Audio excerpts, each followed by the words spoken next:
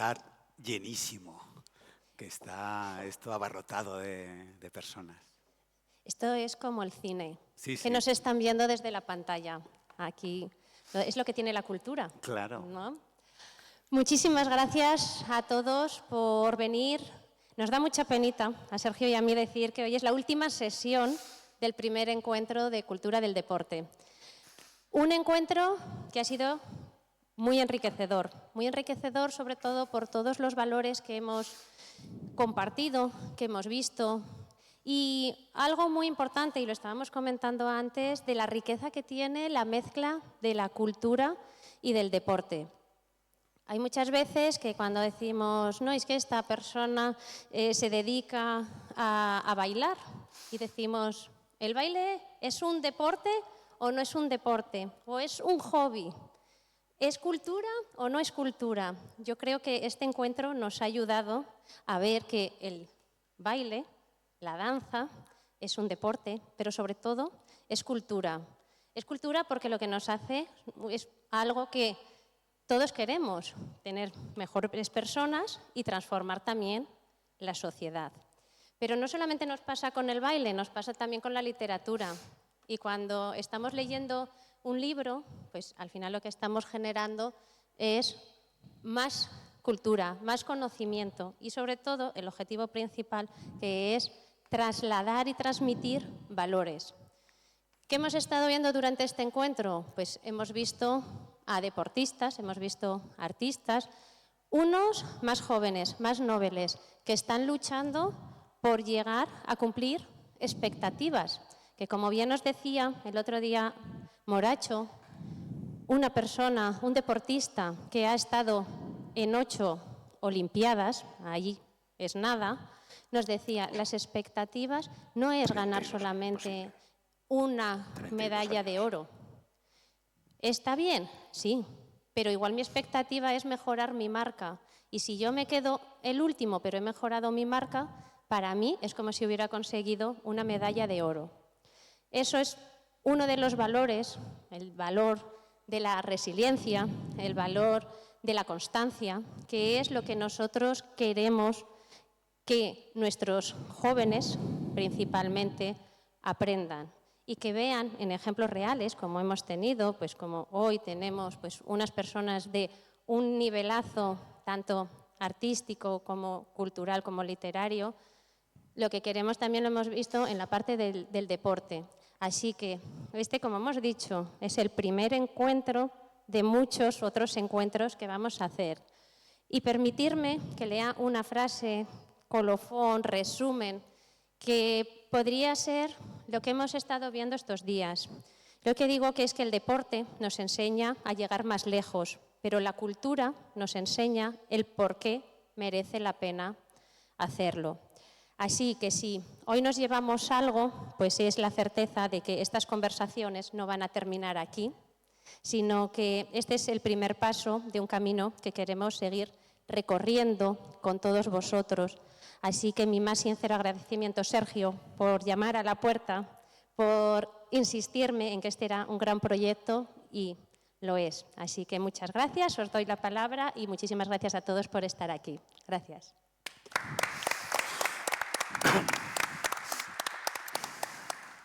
Hola, muy buenas tardes. Pues como dices, la última sesión de una semana muy intensa, han pasado muchas personalidades y hoy tengo pues el placer y el honor de estar rodeado también de amigos principalmente, pero de profesionales y de personas a las que admiro muchísimo.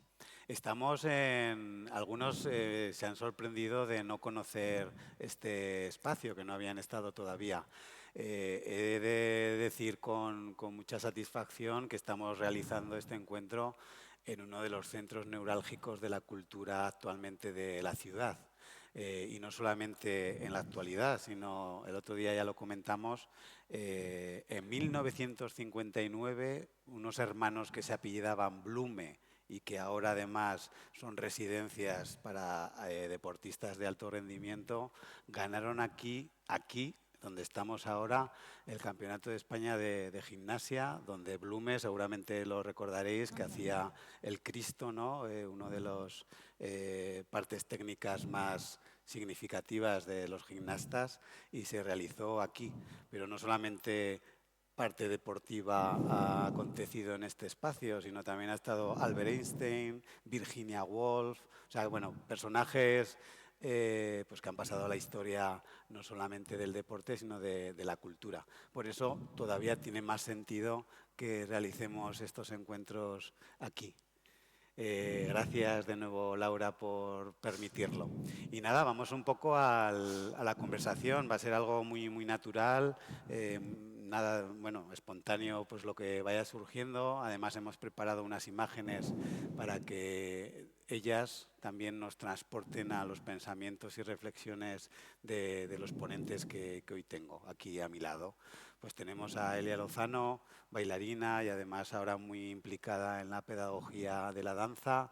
Tenemos a Javier Lafuente, periodista, pero ahora principalmente como editor de 12 Robles, una de las editoriales más potentes en Aragón, que toca temas principalmente de Aragón y que además ha coincidido, aunque no es baladí que esté aquí Paula Fígols por ello, publicó uno de los libros, una de sus últimas novelas, ensayos, que ha hecho Paula Fígols, deportista, periodista, pero también escritora, que se llama 13 de agosto.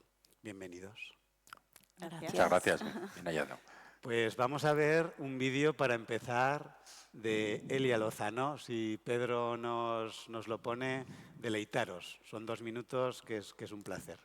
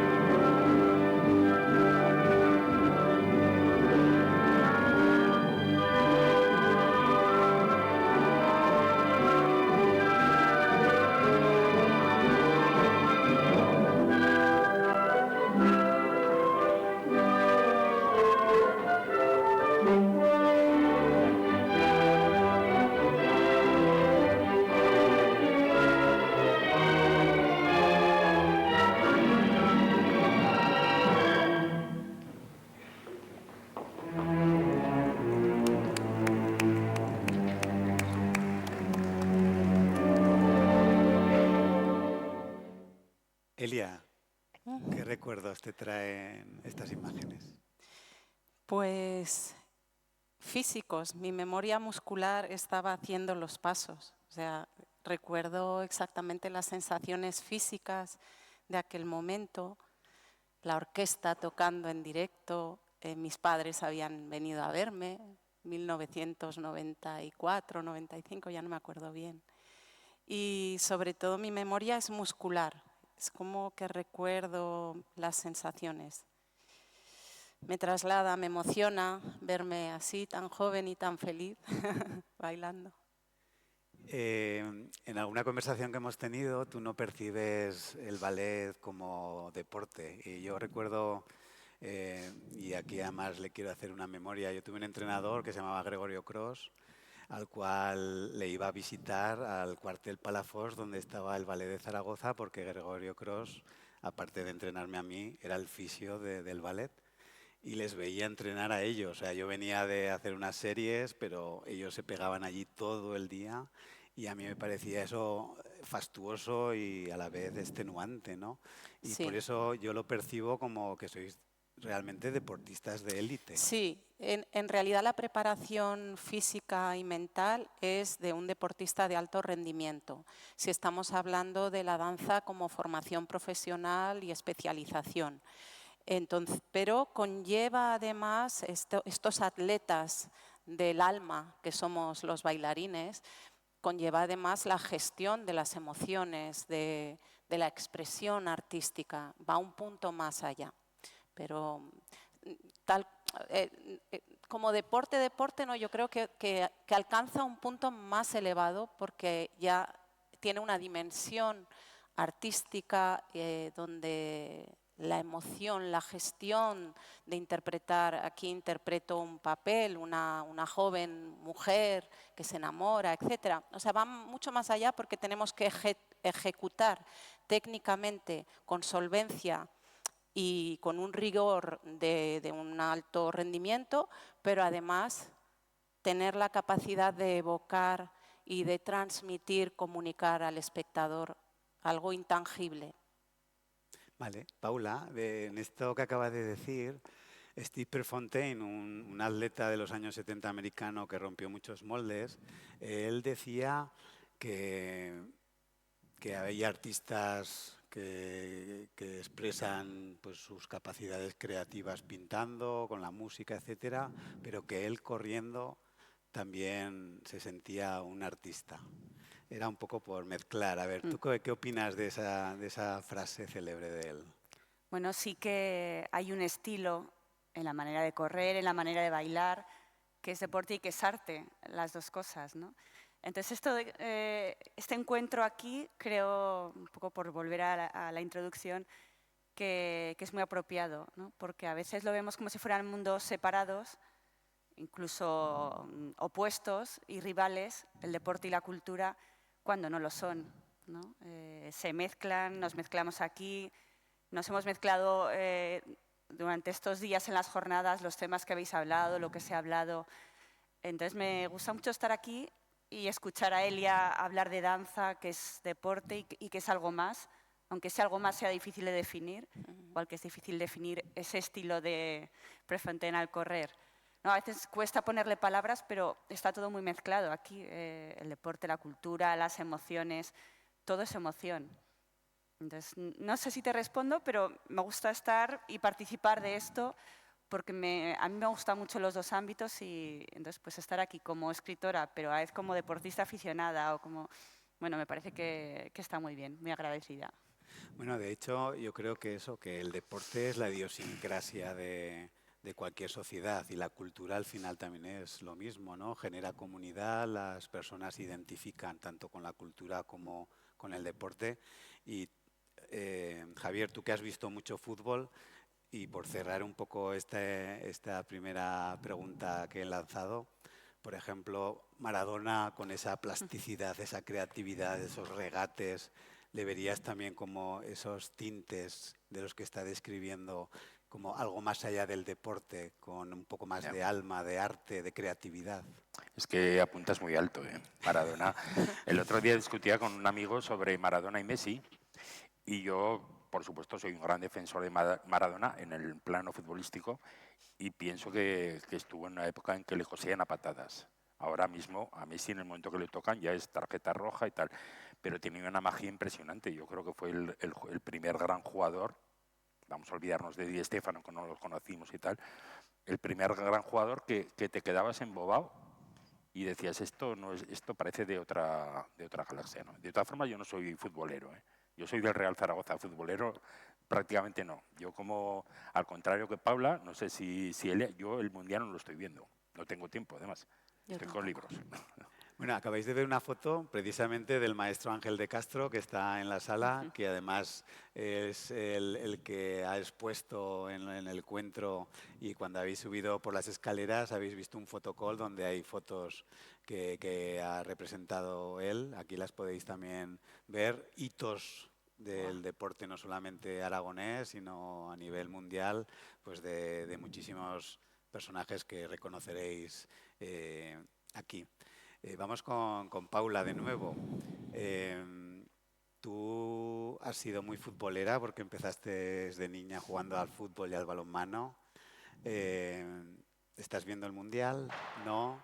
¿Cómo buscas huecos para seguir viendo deporte, aunque seas Sí, escritora? a mí me gusta mucho el deporte, practicarlo y verlo, ¿no? Yo empecé de niña como aficionada, viendo partidos del Real Zaragoza en el campo, con mi abuelo. Quería ser periodista para escribir crónicas del Real Zaragoza y poder contarlo, aunque luego he sido periodista, pero no periodista deportiva. Entonces, las dos cosas, me gusta practicarlo y me gusta verlo como espectadora. Los mundiales sí, son los mundiales y las olimpiadas. Ahí tenemos un debate en casa, en mi casa son muy deportistas todos, mi pareja, mis hijas. ¿Qué es mejor, los mundiales o las olimpiadas? Yo quizá me quedo con las olimpiadas porque es ese momento cada 4 años donde vemos deportes minoritarios, deportes raros, nos identificamos. Y el Mundial tiene algo muy especial también, pero solo centrado en el fútbol, ¿no? Y como me gustan muchos deportes, no me centro solo en los mundiales. Y este sí, por supuesto. Estamos viendo el Mundial en casa. No soy de las de trasnochar. Tengo dudas de qué hacer con el partido de España-Uruguay, que es a las 2 de la mañana. No sé si trasnocharé, lo veré. Mis hijas lo van a ver, o sea, ellas sí. Entonces no lo sé, sí que lo sigo y me parece que es un momento en el que todos, o casi todos, ¿no?, nos giramos hacia el fútbol y es algo más que deporte, ¿no? También sirve para hablar de política, hablar de lo que pasa en Estados Unidos, lo que pasa en todo el mundo. Entonces me gusta verlo, pero no solo como deporte, sino como todo lo que rodea al debate de estos días y a los focos deportivos que van más allá, ¿no? Si lo ven tus hijas, yo creo que tienes que estar con ellas en ese momento. Yo creo que sí. Bueno, acaba de mencionar Javier a las hijas de la compañera, que ahí vemos cómo vives ahora el fútbol a través de tus hijas, porque además no solamente están practicando pues, de maneras igual como aficionadas o como un hobby, sino que realmente están jugando en equipos muy relevantes y posiblemente pues, con una trayectoria, una carrera por delante muy, muy importante, ¿no? ¿Cómo lo vives? A ellas les haría un poco de vergüenza verse aquí, pero yo creo que en el fondo les gustaría. Yo tengo 3 hijas. La mayor ha sido bailarina, de hecho ha sido alumna del Conservatorio de Danza con él, ya lo recordábamos antes, y hay un poco de pique en mi casa sobre si la danza es deporte o no. Cuando la mayor bailaba tenía una forma física que les daba 1000 vueltas a las futbolistas.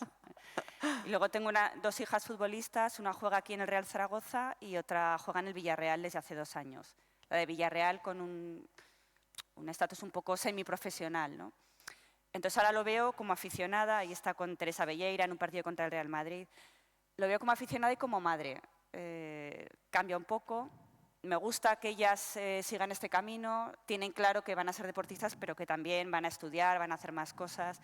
Y en muchos foros, tanto en conversaciones privadas como cuando puedo decirlo, también hablo de la gran diferencia que hay entre el deporte femenino y el deporte masculino. Pues mi hija juega en el Villarreal y cobra un poquito y vive allí una experiencia maravillosa y va a seguir jugando allí. Cualquier chico de su edad, de su nivel, bueno, cobra lo que no cobramos ninguno de nosotros aquí, ¿no? O sea, el objetivo no es el dinero, pero hay que llamar la atención sobre las grandes diferencias que hay en sueldo, en medios, en visibilidad, en el seguimiento mediático. Espero que el año que viene, que hay Mundial Femenino, le hagamos el mismo caso al Mundial Femenino de Fútbol que el que estamos haciendo ahora al Mundial de Estados Unidos, México y Canadá. Bueno, ahí, muy bien. Así es, se han logrado muchos avances, pero todavía falta un gran recorrido. Javier, tú has estado además en el Diario 16, en el equipo, como además director en periódicos focalizados precisamente en el deporte. ¿Qué diferencias ves entre unos deportes u otros y también los aficionados, el comportamiento de los aficionados de unos deportes a otros? A ver, bueno, hay una cosa que ha dicho Paula que es sobre la vocación que tiene uno de periodista, que cuando está estudiando en una facultad, como me pasaba a mí, y te gusta mucho el deporte, lo primero que piensas es yo quiero ir a una redacción y escribir sobre lo que me gusta, sobre el Real Zaragoza. Y luego resulta que te meten posiblemente en política nacional o te meten en cualquier lado y te pueden frustrar durante muchos años esa aspiración que tienes tú a escribir de deportes, que es lo que más te gusta.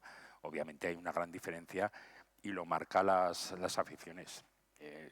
El fútbol no tiene nada que ver con el tenis, pero porque el tenis tiene sus reglas, hay unos deportes que tienen sus reglas. El baloncesto sí que se parece, y yo creo, ahí está Ángel de Castro, que yo creo que sí que debió verlo, no lo sé, la final del CAI Zaragoza contra el Olympiacos en Ginebra, que eso debió ser demoledor. O sea, lanzamientos de todo tipo, una agresividad de los griegos brutal. Eso, por cierto, yo creo que merecería una película de cómo se vive por dentro un infierno, que es lo que ocurrió. Y bueno, es que cada deporte tiene sus códigos, ¿no? Entonces tú cuando estás jugando, vamos a ver, voy a poner un extremo, al voleibol o petanca, sin despreciarlos, lógicamente yo creo que ahí no puede haber unos fans brutales, unos hinchas que son capaces de pegar a cualquiera. El problema para mí en el fútbol no es tanto en el que sea una categoría de élite, sino que de vez en cuando en la prensa te encuentras con noticias de unos padres que empiezan a insultar, chicos que empiezan a insultar también, empiezan a agredir, comportamientos racistas, etcétera, etcétera, ¿no? Dice, este es un problema que hay que atajarlo desde la raíz. Precisamente el otro día en el café que hicimos coloquio por la mañana, Félix Brocate acababa de entregar unos premios en una especie de encuentro de fútbol de chavales de 10 años y los que habían quedado subcampeones no quisieron hacerle el pasillo ni darles la mano a los ganadores, que es un poco que reproducen lo que ven en la tele, ¿no? Porque el MACP me parece que hizo algo similar en la Recopa contra el Barcelona. Entonces, ahora va por ti esto, porque yo creo que al final, tanto el deporte como la cultura, lo que tiene que transmitir son no solamente códigos, sino unos valores, Valores. ¿no? ¿Cómo lo ves tú desde dentro, desde la danza? ¿Qué valores, y más que tú estás en el conservatorio dando clases, qué pretendes o qué crees que se tiene que aportar a través de la cultura o la danza de valores en la educación de los chicos y las chicas? Bueno, si estamos hablando de danza profesional, insisto, porque luego hay danza amateur y pequeñas escuelas repartidas por todo el territorio nacional, si estamos hablando de conservatorios adscritos a la Ley Orgánica de Educación, la 2/2006, adscritos también a nuestra Constitución, tenemos que fomentar en el alumnado una serie de valores intrínsecos, que sería la capacidad de esfuerzo, la capacidad de trabajo en equipo, de lo importante que es lo colectivo para conseguir los objetivos. No se trata únicamente de esa formación individual, que también, pero es esa formación individual con el objetivo de alcanzar lo colectivo, una coreografía coral, ¿no? Entonces, disciplina, rigor, autoexigencia, pues capacidad crítica, analítica, trabajamos muchísimo las matemáticas, la geometría de los movimientos, el autocontrol, la regulación emocional. O sea, yo creo que la danza, y en un conservatorio de danza, que sí que el objetivo es crear los bailarines del futuro, los bailarines profesionales que van a estar en los escenarios, pero sí también, lo hablaba también con Paula, que hay esa inquietud de formar a personas, más allá de ese alto rendimiento al que se ven sometidos nuestro alumnado, porque al fin y al cabo son 6 horas cada día, de lunes a viernes, pues eso como una actividad de alto rendimiento. Por lo tanto, es que en una institución pública no cabe este tipo de comportamientos. En la danza no cabe. Nosotros estamos atentos y detectamos, y cuando detectamos algo, pues eso va vamos, lo que queremos es pues fomentar un ciudadano que sea capaz de convivir en paz y sea capaz de transmitir, de dialogar y de alcanzar acuerdos. Muy interesante lo que dice Elia, porque estás hablando de danza, pero si eso lo llevas a cualquier deporte, esos valores son los mismos que se aprenden en el deporte, ¿no? En cualquiera. Es que eso iba a decir Trabajo yo, sí. en equipo, esfuerzo. Es que tendría que ser ¿Tú así. encuentras un paralelismo entre la danza, por ejemplo, la gimnasia rítmica, el patinaje artístico, que requieren un gran esfuerzo, muchísimo sacrificio, un entrenamiento durísimo, una mentalidad muy férrea? ¿Es algo parecido? Bueno, de hecho, este tipo de deportes artísticos beben de la danza, tienen clases de danza clásica. En ese sentido sí encuentro paralelismo, pero nosotros no estamos compitiendo. Nosotros competimos con nosotros mismos para alcanzar nuestras mejores metas y nuestra mejor versión de nosotras mismas, pero además el objetivo es ir a escena, transmitir, comunicar, sí hacer, pues claro, poder ejecutar técnicamente cada vez pasos más sofisticados, con más dificultad técnica, que en eso sí, e invertimos mucho tiempo en lo físico, pero también en lo mental, en la capacidad de encontrar, de dialogar, o sea, que de hecho beben de la danza clásica estos deportes, practican danza clásica, sí. Bueno, ya he mencionado el trabajo en equipo y ayer Demetrio Lozano, un laureado jugador de balonmano que está sentado aquí en Zaragoza, mencionaba en su charla que los grandes equipos, y preguntaba por ti, y va a ser por el Zaragoza, que dices que es un buen zaragocista, dice que tienen un gran capitán. ¿Un gran? Capitán. Dice, ¿cuál es el gran capitán que tú has percibido en la historia del Real Zaragoza que ha transmitido que luego se extrapole a ser un gran equipo? El último de los grandes creo que va a venir dentro de poco, que es Xavi Aguado, aquí.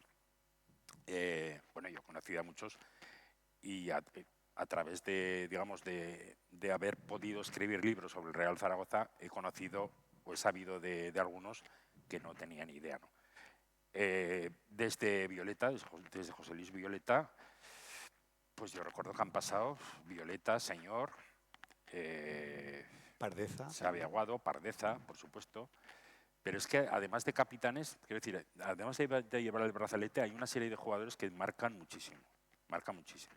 Y quizás son... El otro día, por ejemplo, leía una entrevista, un reportaje sobre un jugador que estuvo a punto de venir aquí, Jesús Vallejo, que había sido del Real Zaragoza, y explicaban lo importante, creo que fue en el diario Marca, explicaban lo importante que ha sido Jesús Vallejo en el Albacete, pero no por su juego, sino porque los propios jugadores del Albacete decían, tiene una capacidad tremenda de liderazgo, dice, anima un vestuario, sabe dónde están los problemas, dice, es una delicia tener un jugador así, ¿no?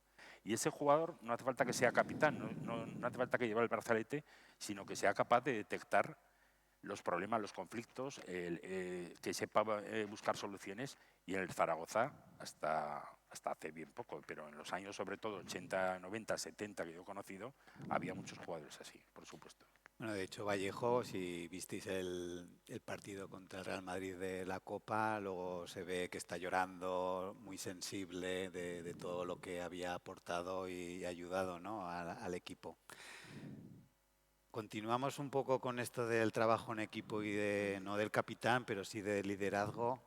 Tú has escrito recientemente un libro, 13 de agosto, con la expedición de muchos montañeros aragoneses que fueron al K2. ¿Había algún líder en esa expedición? Cuéntanos también cómo surge la idea de escribir sobre ellos, si es por el aniversario, si es porque tú tienes gustos montañeros, si es porque el editor te lo sugirió. Cuéntanos un poco. Bueno, es un poquito varias cosas que estás comentando. La idea es de Javier, que él me llamó y me propuso hace ya unos cuantos años hacer una novela sobre la tragedia aragonesa en el K2, que fue el 13 de agosto de 1995.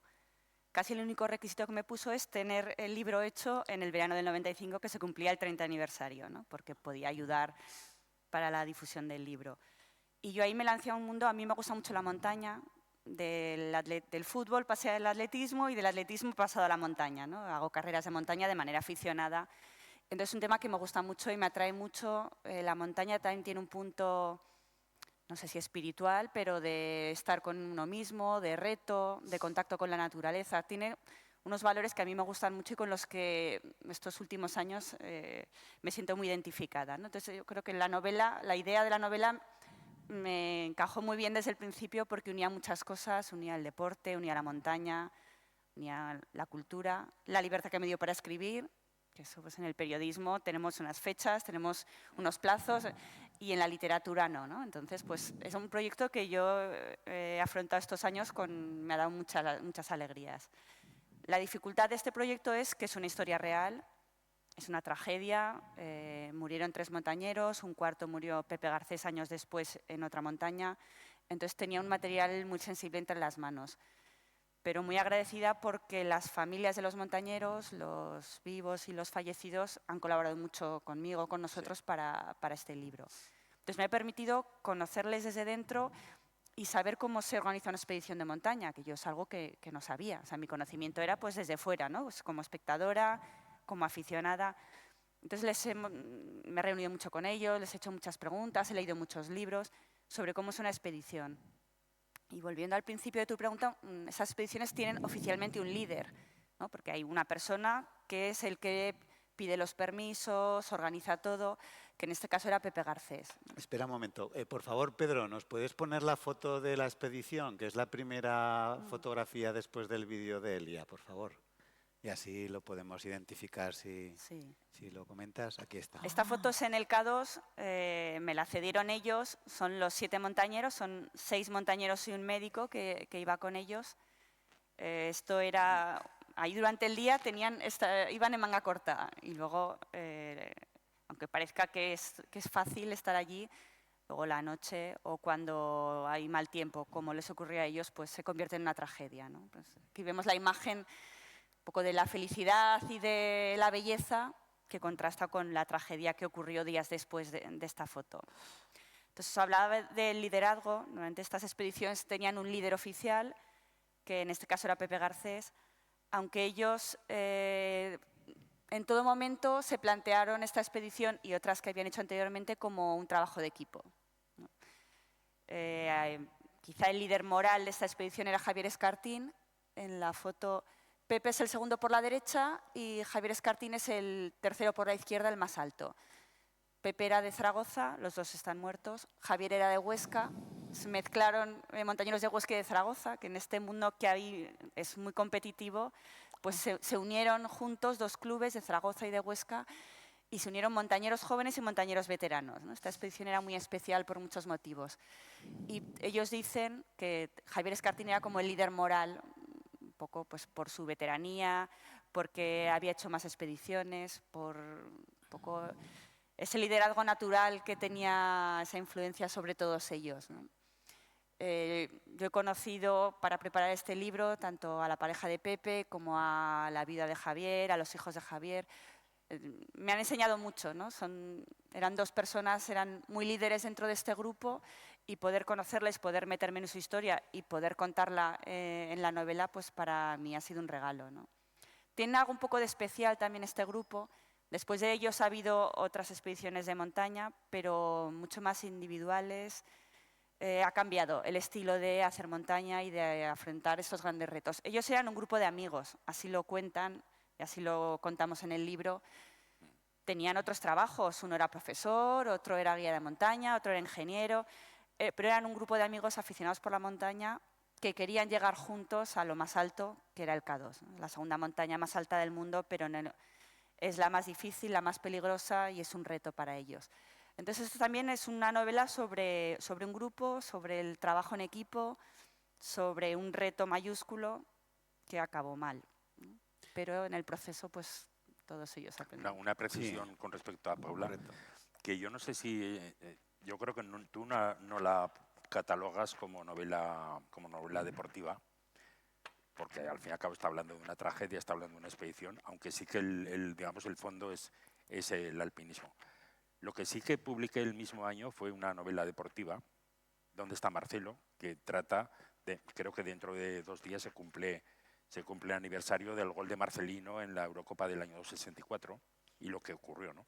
Entonces, yo creo que es la primera novela zaragocista de la historia. Y yo he publicado cuatro ensayos relacionados con el deporte y 2 novelas relacionadas con el deporte, aunque no sea estrictamente una novela deportiva, ¿no?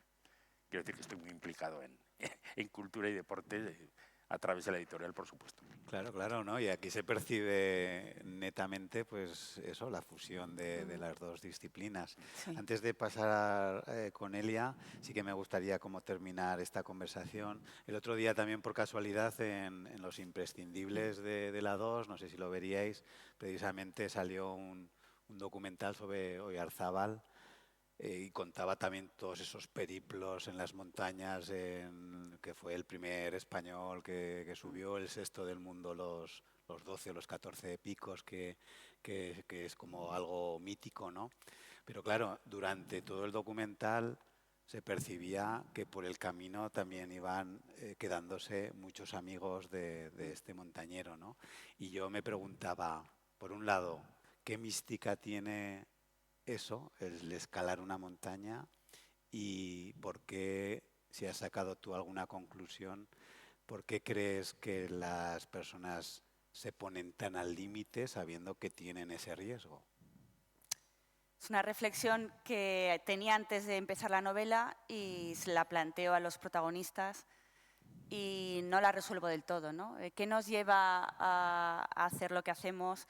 En su caso, la montaña es una pasión, es una obsesión y quieren subir al K2 aun sabiendo que se juegan la vida. Yo en el libro metemos muchas reflexiones, no es exactamente ni un libro de montaña ni un libro de historia, porque también incluyo reflexiones personales de qué haríamos cada uno por una pasión. Una pasión puede ser la danza, una pasión puede ser correr, una pasión puede ser un viaje extremo. Yo no les juzgo. Puedo llegar a entenderles un poco, tampoco del todo. Yo creo que cada uno tenemos una respuesta de qué haríamos por una pasión, que puede ser una persona y dejarlo todo por ir con esa persona, puede ser jugarte la vida por subir a una montaña o por sacar adelante un proyecto cultural, ¿no? Lo que sea. La montaña es muy atractiva, desde luego, ¿no? Estar ahí en esa altura, en esos lugares tan bellos, tan inaccesibles, ese retarte con la naturaleza y llevar el cuerpo al límite tiene un punto muy atractivo, también muy peligroso, ¿no? Los límites entre ese riesgo, el peligro, entre la vida y la muerte están ahí. Entonces, en el libro trato de entenderles, pero bueno, son preguntas que dejo ahí, que es muy difícil responder del todo, ¿no? Luego está esto que es la afición por la montaña, que yo lo vivo de una manera como aficionada, ¿no? Pero sí que pues, quiero dejar esas preguntas, esas reflexiones ahí de qué haríamos cada uno por una pasión. Bueno, estamos hablando de eso, excursiones a la cima. Tú también has estado en la cima del ballet, pero sobre todo has tenido muchos periplos, has estado en multitud de sitios como bailarina. ¿Qué te ha aportado eso, ese viaje, ese camino en diferentes ciudades, en diferentes ballets? ¿Qué aprendizaje te has llevado a través de toda esa experiencia? Pues un aprendizaje que me ha atravesado, porque yo me voy de Zaragoza con 15 años, por lo tanto yo me estaba conformando mi personalidad como adolescente y me voy a Stuttgart a terminar allí la carrera de danza en alemán, que no dominaba el idioma, y entró a formar parte del Staatstheater, del Teatro Nacional de Stuttgart, muy joven, con 17 años. Y sin embargo, entre mis recuerdos, yo creo que las vivencias son más a nivel humano, de compañeros, compañeras, todo lo que hemos compartido, las experiencias en las giras por Estados Unidos, por Japón, por Sudamérica, por toda Europa, el viajar y bailar, en estar, pues eso, haciendo lo que más nos gustaba.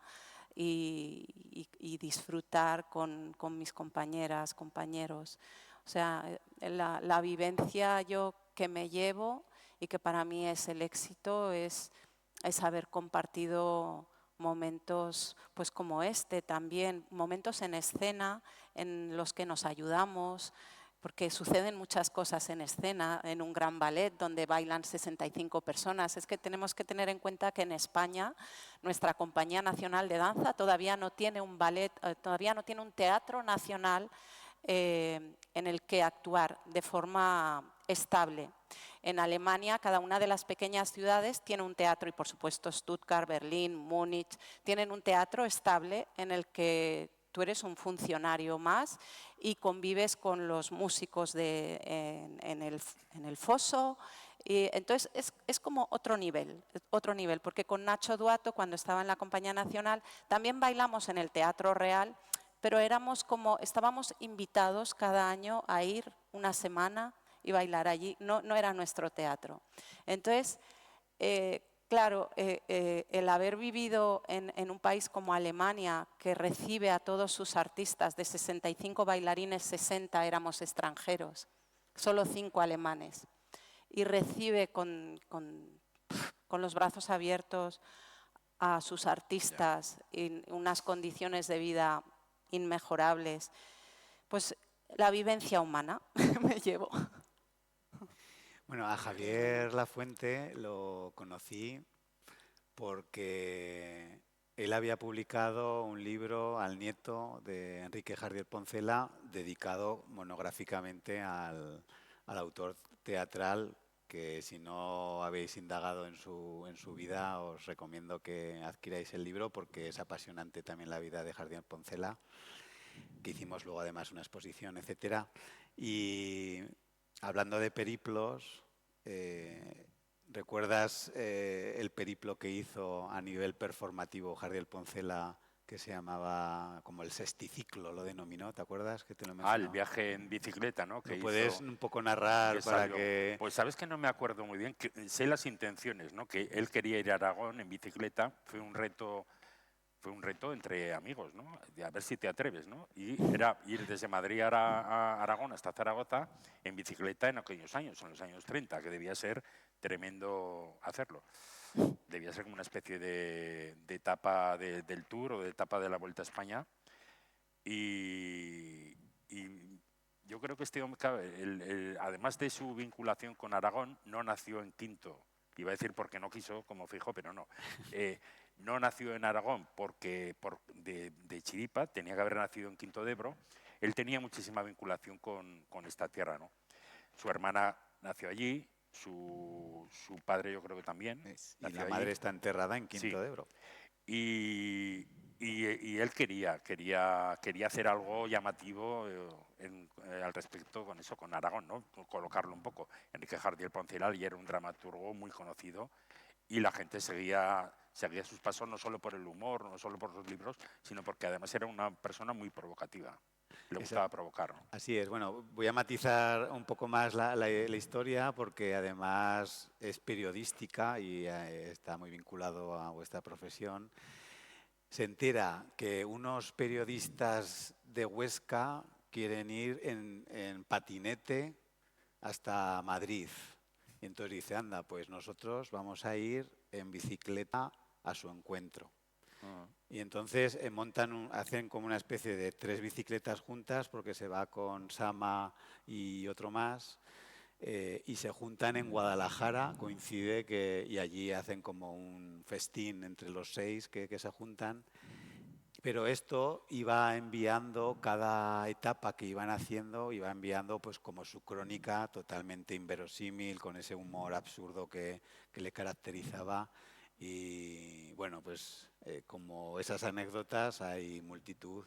Y bueno, quería rescatarlo un poco porque había sido editor. Yo ni me acuerdo. Es que hay muchos libros que no me acuerdo ya. Bueno, no se acuerda porque antes de subir aquí me ha dicho, estoy con 3 libros que tengo que sacar dentro de poco y pues bueno, que está durmiendo además pocas horas porque fijaros la vida que llevan los editores. Estamos viendo así como en bucle diferentes imágenes porque yo a Javier Lafuente le sigo por Facebook porque, aparte porque somos amigos y le conozco, porque de vez en cuando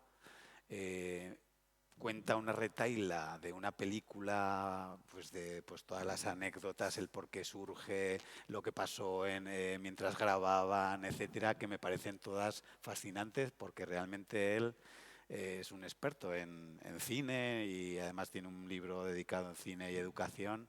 Cuéntanos algunas de las que han ido saliendo, o por ejemplo esta, o por qué Bueno, has elegido esto, ¿no? Aquí he metido novela, he metido danza también, Sí. sin tu permiso, pero sales ahí. Súper bien. Y cine, porque entiendo que el cine deportivo, lógicamente, en un encuentro entre cultura y deporte tiene que existir. Lo que he querido hacer básicamente es, sobre todo, películas de los últimos años, que hay el cine deportivo tiene yo creo que está en su mejor momento ahora mismo, por dos razones. La primera, por los avances tecnológicos. Ahora mismo lo que no se podía hacer en los años 50, en los años 60, pues se puede hacer, y es convertir un escenario, no en graderío, con 80 extras, lo puedes convertir en un escenario de 80.000 espectadores. Puedes hacer lo que quieras. Hay una película que sale, espero que salga luego, Wimbledon se llama, relacionada con el tenis, en la que, aunque los actores, el actor y la actriz principales, recibieron durante 6 meses enseñanzas de tenis, saber cómo golpear, saber cómo sacar, un entrenador, Pat Cass, uno de los que fue uno de los grandes tenistas, realmente lo que hicieron fue, ellos golpeaban y entonces ponían la pelota, digitalmente colocaban la pelota. Eso es uno de los trucos que ahora mismo tiene el género deportivo, que evita desde luego cualquier tropelía, cualquier aberración que se podía hacer hace tiempo. Y sobre todo lo que está haciendo ahora el género de cine deportivo es que se está fijando en los hechos reales.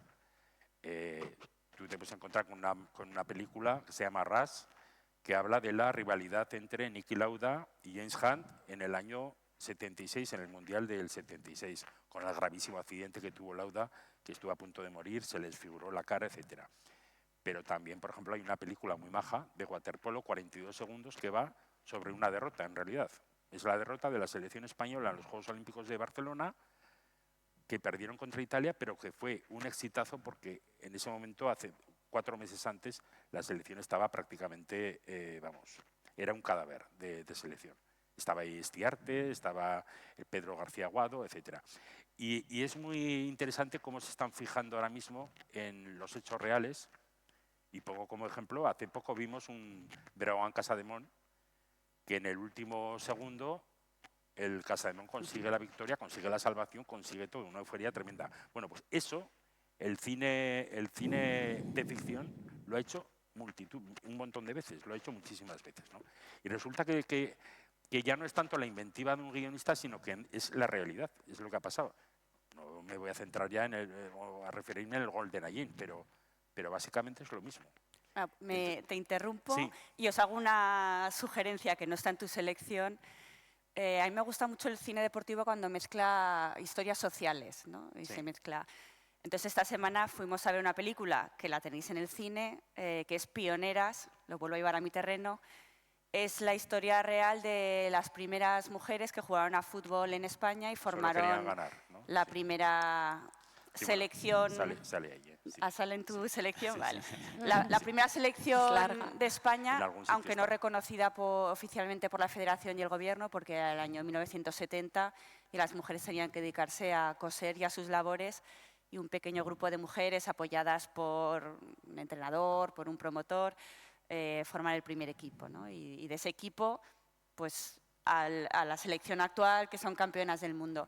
Y la película yo creo que está muy bien porque recoge no solo lo deportivo, ¿no? Pues cómo entrenaban en un descampado en Madrid, cómo se enfrentan en un primer partido a Portugal, sino ir más allá, ese contexto social, cómo era España en 1970, que estábamos en una dictadura, qué diferencia teníamos con otros países. Entonces, cuando el cine consigue reflejar eso, en un momento social concreto, con unas relaciones muy concretas, a mí esas historias son las que me gustan, ¿no? Y bueno, como la peli está muy reciente y se está hablando de ella ahora, pues yo os la recomiendo, que la tenéis aquí en el cine en Zaragoza a Pues dos sí, pasos. iré. Claro, eso Iré es a un verla. hecho real que ocurrió en el año 70, en diciembre del 70, el primer partido que hubo entre dos clubes femeninos.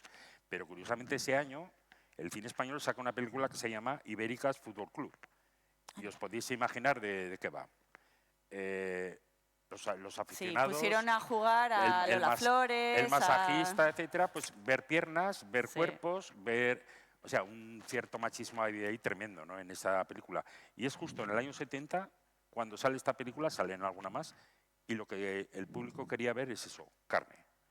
Entonces, la verdad es que es muy positivo que hayan sacado esta película, Pioneras. Sí, de La veré. hecho Iremos. en Teledeporte hace también 2 o 3 semanas echaron el documental, no la película, sino el documental donde salen las propias que hoy protagonistas son unas señoras de 70 y tantos años que narrando cuentan. y además con Sí, imágenes. está muy bien ese documental, está muy también bien. lo recomiendo. Y ya acabando un poco este tema, también, y para que veáis que sí que está en boga lo que tú estás mencionando, hay una serie también en Movistar que se llama Dear England, Querida Inglaterra, que narra un poco pues, lo que ha acontecido a la selección de Inglaterra de fútbol, que lleva multitud de años sin ganar nada. Y precisamente ahora que ves el partido de Inglaterra, pues los propios personajes salen en la propia serie, ¿no? Indudablemente interpretando actores. ¿no? Sergio, en Estados Unidos han llegado a hacer una película sobre, además una película que tuvo cierto éxito, y es sobre la primera vez que Estados Unidos gana a Inglaterra, 1-0 en un mundial. Bueno, eso fue como si hubiera sido prácticamente como puede ser el Congo empatando, creo que fue ayer, con Portugal. Yo hace bien poco vi una película que se llama El peor equipo del mundo, es una comedia. Esta es una gozada de película. Sí, sí. Es una tragedia, es, pero es una sí. gozada. Hace poco vi una película que se llama El peor equipo del mundo. El peor equipo del mundo era Samoa Americana, que en el año 2010 pierde con Australia, o sea, pierde con Australia 31-0. Posiblemente que yo creo que es la goleada más bestial que ha podido haber en un partido oficial. La película de qué va, básicamente es lo único que quiere el presidente de la Federación de Samoa Americana, que tiene 31.000 habitantes, es que metan un gol. No han metido un gol en partido oficial en su vida. Y la película va de eso, es una comedia muy divertida. Bueno, pues como eso, ahora se están hinchando a hacer películas sobre hechos reales, algunos que son gloriosos, otros que son, pequeños detalles, pequeñas anécdotas, y sin embargo lo convierten en una película muy estimable para la gente. Esta no, por ejemplo, como Invictus, ¿no? Que esto realmente sí que tiene un contexto social, político tremendo. Bueno, aquí precisamente Nelson Mandela ya dijo que el deporte es la herramienta más poderosa para transformar la sociedad, ¿no? Y aquí está como muy presente y bueno, sabiendo además la historia del apartheid, de que estuvo en la cárcel, etcétera, pues imaginaros. En mi caso, pues Carros de Fuego sí que ha sido una de las películas que siempre me ha marcado y que incluso la veía previamente a la competición para motivarme. Además creo que deja ese pozo de la esencia, ¿no? Del olimpismo, de la mística del olimpismo, del amateur que intenta alcanzar sus metas. ¿Tú tienes alguna película así predilecta dedicada a la danza? La de Pina. Pina Bausch. Sí, de Menders. Sí, Pina Bausch. Yeah. Pues precisamente tengo una frase de Pina Bausch que me apetece. Es genial esa peli. Estamos terminando. Ir preparando alguna pregunta que queráis a los ponentes. Pina Bausch decía, baila, baila, de lo contrario estamos perdidos. El arte tiene el poder de sanar y transformar. Y dice también Pina Bausch, no me interesa cómo se mueve la gente, sino qué la hace moverse. Y entonces, a través de esas frases, yo te pregunto, ¿qué importancia tiene moverse para el ser humano? Y luego te hago otra. Pues la importancia es que somos cuerpo y mente, es decir, la importancia es vital, es salud, hay que moverse. No lo veo de otra manera. Es que es una importancia total, es que últimamente que hay una gran polaridad hacia el cerebro, hacia lo visual, audiovisual, las redes, que estamos, o la gente está encogida, digo, pero por favor, bajad a la tierra, ¿no? Conectad con la tierra, conectad con el cuerpo y con las sensaciones que recibimos de él, que son reales, ¿no? Entonces es que el cuerpo, el movimiento, crucial para tener salud mental primero y física. ¿Qué legado te gustaría dejar a tus alumnos y alumnas o estudiantes que pasan por tus clases? Yo creo que la pasión. No concibo la danza sin pasión, sin entrega, y es lo que pues procuro en cada una de las clases, no más. Y ya es mucho, ¿eh? Eso. Removerles de alguna manera. Sí. Muy bien. Bueno, Paula, yo creo que a ti además te gusta este autor que te voy a mencionar, Murakami, que además Murakami, como todos sabéis, aparte de escritor, corre maratones y ultramaratones y se las prepara con ciencia, y él además dice en muchas entrevistas que es como escribir una novela, el preparar una maratón, ¿no? Que tiene esa disciplina, ese esfuerzo, esa visión, etcétera. Pero él dice, porque si hay un contrincante al que debes vencer en una carrera de larga distancia, ese no es otro que el que tú de ayer. No sé si lo he dicho bien, ¿sí? Más o menos. ¿Qué has aprendido de la deportista que fuiste en el pasado? Bueno, me voy a las palabras de Elia de antes. Yo creo que somos movimiento, somos emoción y somos pasión. Y creo que eso lo he sido como deportista aficionada y lo sigo siendo, ¿no? No hay un antes y un después. Pues antes podía hacer más deporte de una manera más competitiva, ahora no, pero creo que la pasión es la misma, ¿no? Entonces, pues yo creo que sí, que del deporte he aprendido esa pasión por vivir, por hacer cosas, por seguir explorando, que lo puedo llevar al deporte o lo puedo llevar a la cultura. Y así respondo a las dos. Javier, termino contigo, con frases de Diego Armando Maradona, ¿no? Con el que hemos empezado también un poco la sesión. Lo que más me gusta del fútbol es la pelota, todo lo demás me cansa.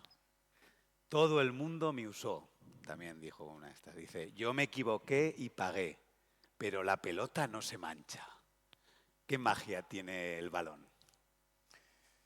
Que a todo el mundo le apasiona. Qué pregunta. ¿Sabes lo que me gusta mucho del balón y del deporte en general? El sentido de, más que el sentido del triunfo, me gusta cómo valora la gente el fracaso. El fracaso, me interesa muchísimo. Hace poco leí un jugador que fue del CAI, estaba en la NBA, le preguntaron si había sido un fracaso no haberse clasificado para las semifinales de la NBA. Y claro, el jugador respondía al periodista, dice, pero vamos a ver, dice,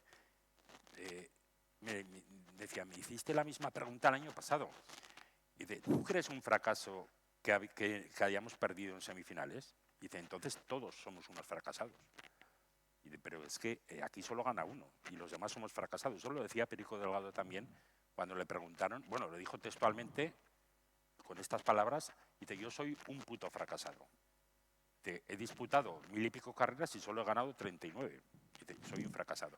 A mí la sensación, o sea, cuando un deportista es capaz de superar, asumir que el fracaso hay que convivir con él, recuerdo bastante lo de Gustave Defer, que la medalla de plata que consiguió en unos Juegos Olímpicos, para él fue un desastre, él esperaba el oro, y eso le llevó a una espiral de decadencia de todo, ¿no? Para mí lo más importante en el deporte, te lo aseguro, es el saber aprender del fracaso, más que del éxito. Y no lo digo solo por Maradona, que Maradona tuvo un grandísimo éxito, pero tuvo también muchos fracasos, ¿no? Hay que saber, él no lo asimiló, o lo asimiló de aquellas maneras, bueno, ya sabes, ¿no? El camino de las drogas y tal, pero hay que asimilarlo. A mí, yo siempre estaré con aquel, no que pierda siempre, pero que sepa asimilarlo bastante bien, ¿no? Bueno, en el deporte y en la vida hay que saber encajar las victorias y las derrotas, ¿no? Bueno, pues es el momento de, si tenéis alguna pregunta para los ponentes, pues os dejan un micrófono y la lanzáis. Todos a la vez, no, por favor. Bueno, mientras levantéis alguno la mano, yo quiero ya darles las gracias pues, por la presencia de tanto a Paula, Javier y Elia, que ha sido un auténtico placer la conversación. Ellos venían, yo creo que un poco con dudas. Dice, pero ¿qué preguntas nos va a hacer? ¿Va a fluir la conversación? ¿Hay guión? ¿No hay guión? Pero como veis, vamos, cuando hay pasión en cada uno de las personas que están aquí encima, pues lo demás sale solo. Yarza, venga, que seguro que tienes... Tú además te gusta mucho el cine. Venga, ¿y qué?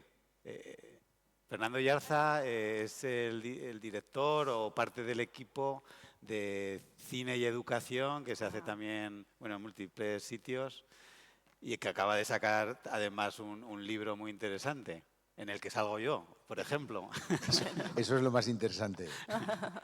Bueno, habláis de en cualquier ámbito de la vida la pasión es fundamental, no hagamos lo que hagamos, no hace falta dedicarte al deporte.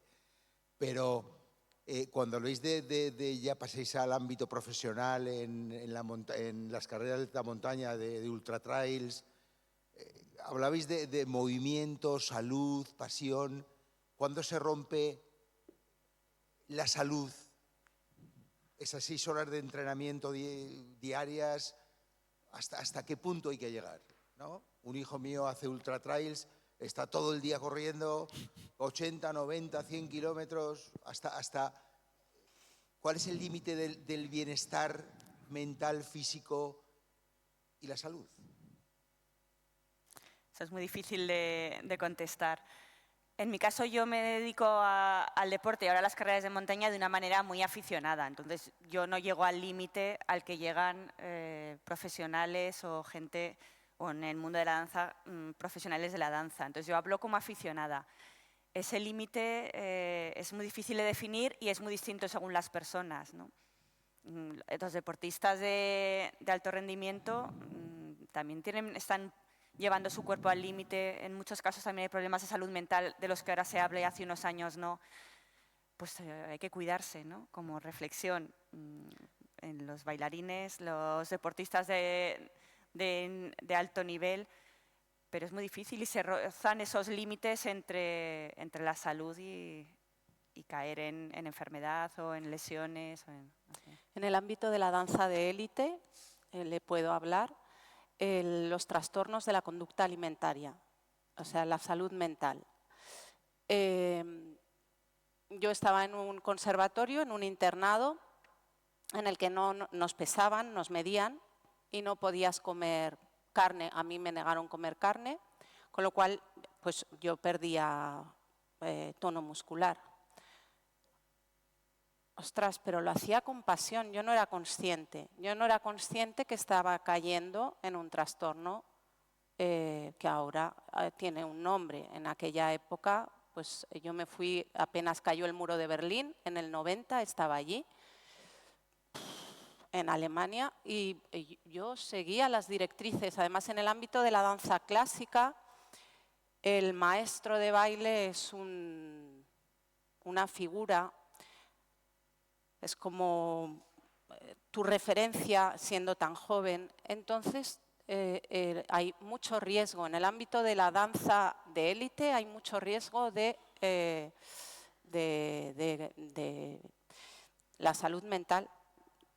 Entonces yo diría que por ahí, porque cuando hemos sufrido lesiones que probablemente también estaban relacionadas con una deficiencia de nutrientes en el día a día, imagínate un deportista de alto rendimiento tiene que hacer un control dietético para alcanzar pues todas sus marcas. Pues lo mismo en la danza, pero más allá. Como digo, siempre un punto más allá, porque tenemos que ser capaces de comunicar. Y para comunicar uno tiene que estar bien consigo mismo, uno tiene que ser capaz de ese autodiálogo que sea constructivo, Entonces, en el mundo de la danza clásica, porque yo ahora he derivado más a la danza contemporánea, también porque yo ya no me puedo poner las puntas.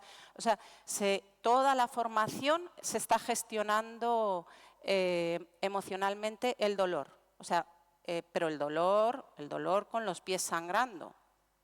No hablo de dolor, no sé, llevar el cuerpo al límite, pero fíjate que eso no era tanto un riesgo para mi salud mental como mis maestros rusos. Bueno, si me permitís, y siguiendo un poco con lo que, y por cerrar, ayer precisamente hubo una charla entre Demetrio Lozano, que lo he mencionado antes, y Julieta París, que es psicóloga deportiva, y a Demetrio Lozano dijo que le habían operado 3 veces de la rodilla, del hombro también, la nariz. Pues eso, que el deporte de élite tiene esos riesgos, ¿no? Pero él no, supongo que no lo dijo, pero no cambiaría su historia deportiva segurísimo, ¿no? Pero Julieta París, la psicóloga deportiva, dijo que en realidad cada partido que jugaba es como cuando alguien tiene un trauma. Cuando acabas de jugar ese partido, la intensidad que hay emocional, física, etcétera, es como llevar a la mente del ser humano a un trauma, ¿no? Por eso decían que tenían la gente que está a estos niveles de deporte, que tienen que olvidar enseguida el partido anterior, porque claro, tienen que focalizar ya para la siguiente competición, ¿no? Bueno, no hemos contestado, pero ya intuimos un poco que al final tiene esos riesgos, ¿no? Su coste.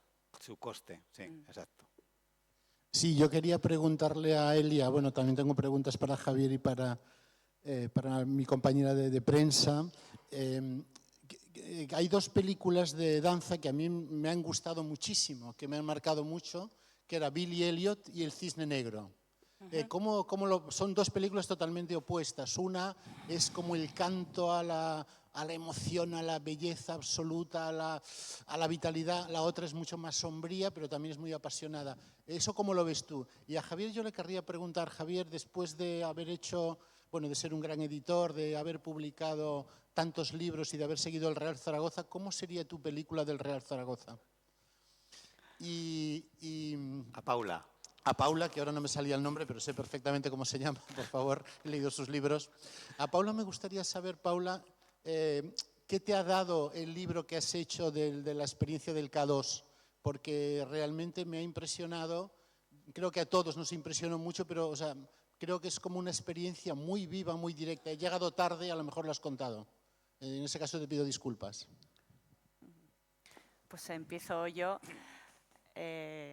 Gracias, Antón, que hemos compartido redacción y muchas reflexiones. A mí el libro del K2, como contaba un poquito antes, me ha dado mucho como vivencia personal. Entonces, en el proceso de escribir un libro, es un proceso largo que puede durar, en mi caso, varios años. Me ha permitido conocer bien la historia y, sobre todo, conocer a las personas reales que vivieron este hecho y a sus familias. Entonces, yo me siento muy afortunada por haber podido conocerlos a ellos, conocer la historia y meterme dentro de un mundo, el de montañismo de alto nivel, que yo no conocía. Yo creo que como periodista y como escritora es un privilegio poder asomarme a esas vidas ajenas, hacerlas mías y contarlo a mi manera, y que hayan confiado en mí para que yo lo cuente, ¿no? Entonces, pues, yo muy agradecida al libro, a la experiencia, y salgo del proceso, aunque sea un libro triste, porque es un libro sobre una tragedia, con ganas de vivir, con ganas de hacer cosas. Me han transmitido ellos y el libro una alegría y una emoción por seguir haciendo cosas. Me preguntaba sobre qué película tendría el Real Zaragoza. Pues realmente ya se han hecho muchas películas sobre lo que el Real Zaragoza hizo, con hechos reales, que fue marcar un gol en el último segundo en una final europea. Hay un montón de películas así. Pero si yo tuviera que elegir una película ahora que me gustaría ver, sería ver al Real Zaragoza hundido en Primera Federación, que la directiva votara, la actual, que lo cogiera un grupo de directivos aragoneses, y que empezara a subir el Real Zaragoza con gente de casa, con gente sensata, y que el Zaragoza pues jugara una final de Champions. Digamos que a lo mejor es un poco ciencia ficción, pero esa sería para mí la película ideal sobre el Real Zaragoza. Sí, y la pregunta sobre la película de Billy Elliot, yo he visto la película de Billy Elliot y, bueno, creo que en España los niños no bailan porque hay este marketing de cómo tiene que comportarse un niño o qué es lo que tiene que, ¿no? Cómo tiene que ser, en lugar de fomentar esa sensibilidad que tenemos todos y cultivar el arte en cualesquiera de sus facetas. Nosotros en el Conservatorio Municipal Profesional de Danza, aquí en Zaragoza, pues tenemos como una línea pedagógica en la que intentamos reactivar esa cosecha, ¿no? Que tiene que llegar en algún momento. Estamos en contacto con los institutos, con los colegios y bueno, es una asignatura pendiente que los hombres bailen. Y por otro lado, la película del Cisne Negro, por voluntad propia no la he podido ver, la ha visto mi hermana, que también es bailarina y profesora en el Conservatorio de Burgos. Pero yo el Cisne Negro lo he bailado en Moscú, en el año 92. Y fue un proceso muy destructivo con este maestro ruso que me llevó al concurso que gané. Entonces, por mi hermana me ha contado un poco la historia y a mí el Cisne Negro, el Lago de los Cisnes me llevó a la autodestrucción. Entonces no he sido capaz de ver esa película. Es muy real, por lo que me ha contado mi hermana, es real que sucede en las compañías de danza de élite. Entonces no quiero rememorar esa experiencia. A pesar de que tuve un triunfo, todo el proceso que no ve el público, todo el proceso que yo viví fue de denigración, de autodestrucción. Yo era muy joven, con 17 años, como te he dicho, os he dicho, me estaba forjando la personalidad en un país, en Alemania, y bailar el Cisne Negro me destruyó. Luego tuve que hacer mi terapia y luego continué en el ballet de Stuttgart y habéis visto este ballet, Onegin, que pude ejecutar y que pude disfrutar y volver a conectar con la esencia de la danza, que es por lo que yo había viajado a Alemania y por lo que yo estaba viviendo mi sueño. Pues básicamente te pasó lo mismo que la protagonista del Cisne Negro, ¿no? Claro. Bueno, o de las zapatillas rojas. Cuando ves la película de las zapatillas rojas, es curioso que son muy perturbadoras las dos películas. Sí, es que me Vale. Sí, fue difícil. Quería hacer un pero paralelismo fíjate, entre- cuando pues el éxito, pues para mí, aunque me dieran ese premio, aunque me dieran el premio en Lausanne, que gané en el concurso internacional de danza, los procesos fueron tan duros que yo me quedo con las vivencias humanas. Afortunadamente, ahora va a haber una actuación musical de los bucólicos y ella va a disfrutar bailando y eso va a hacer que nosotros disfrutemos viendo sus movimientos y todo ese bagaje que tiene detrás y que trascienda no solamente la parte deportiva, sino la parte de alma, ese mens sana in corpore sano que tiene como leitmotiv todo el encuentro. No sé si había alguna pregunta más, pero si no, aquí cerramos el ciclo y nos vayáis, porque vais a ver ahora a Elia, a los bucólicos y luego el colofón final con Antón Castro, que él podía haber hecho perfectamente aquí una entrevista magnífica. Ya solo con las 3 preguntas ya hubiéramos tenido para todo el coloquio. Y Xavi Aguado, otro emblema de la ciudad por muchos aspectos. Un aplauso para ellos, por favor. Gracias. Gracias, Sergio. Nos hacemos una fotito aquí antes y ya recogemos Sergio, esto. movemos ¿Nos haces esto una foto, Tony, antes de para- bajar? Aquí, todos, ¿sí? Ah, perdón. Como si hubiéramos Un actuado, equipo, ¿eh? como si hubiéramos